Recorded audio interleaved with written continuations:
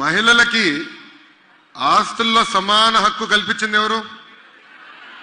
ఇంపట్లేదు.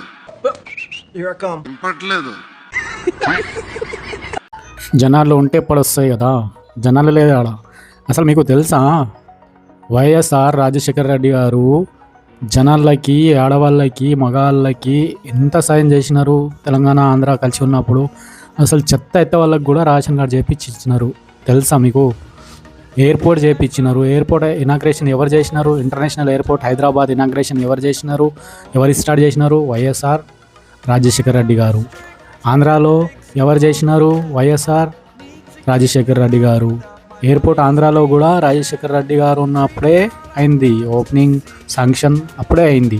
ఇదంతా తెలియకుండా మాట్లాడతారు. పాలిటిక్స్లో అర్థం కాదు నాకు. కొద్దిగా చదివి ఉండాలా, కొద్ది సర్చింగ్ ఉండాలా, సర్చింగ్ చేసుకొని మాట్లాడాలా.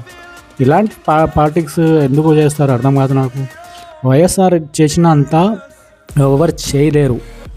తెలుసా మీకు? వైఎస్ఆర్ సార్ చనిపోయినప్పుడు 100 మంది చచ్చిపోయినారు.